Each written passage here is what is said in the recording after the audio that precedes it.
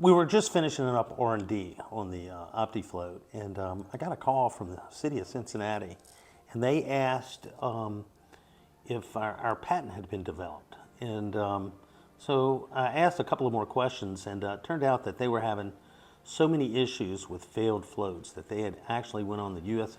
Patent and Trademark Office to look for a solution, to see if somebody had come up with a solution. And they found my company on the in the patent registry. So I talked to him. I told him we was finishing up, and then I was going to send him my first prototype, and we did. And so since then, they've replaced just about every one of their lift stations. They do use transducers, so they use floats as a backup. But they have other stations where they do use the floats for all their level control. So once we developed the float, we went to UL, Underwriters Laboratory, to get approval. And we sent it to their office in California where they do all the testing.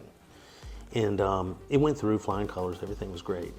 And the guy called me and said, if they would have had this thing before intrinsically safe relays, they would have never approved intrinsically safe relays. This was what they would have used, which was pretty amazing. If something happens to the cable and you get a short, it doesn't spark. And so you have that device, an intrinsically safe relay that controls that. So without that, your float would have full voltage, which can cause a spark and blow up something, you know. So with Opti-Floats, it's inherently safe. There's no electricity at all, none.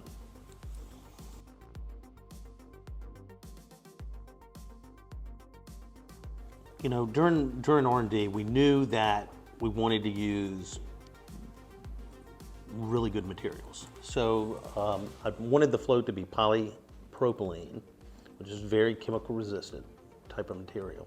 But the problem with polypropylene is that it doesn't glue together very well. And since our floats are handmade and put together, we couldn't glue it.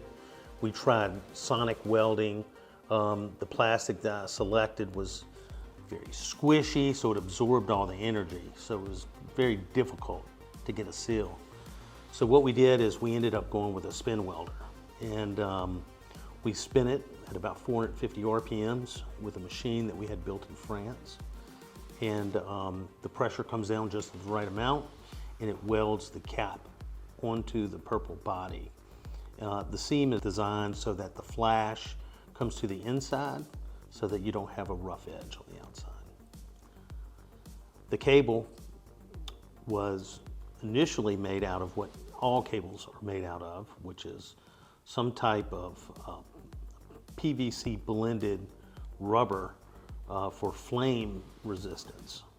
I talked to UL, told them that there was no electricity in the wires. They said that we didn't need to have a flame rating. So we decided to go 100% polyurethane, which is very chemical resistant material. It stays flexible, and it doesn't get brittle, and it just lasts a long time. You know, I tell people that you're going to have a $200,000 or $300,000 lift station, and you're going to start and stop it with something that is 100% guaranteed is going to fail.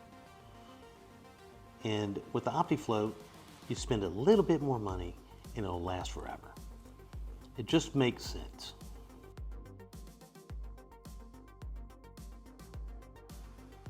If anybody is interested, you're welcome to call our 800 number, visit our website, or talk to one of our local distributors.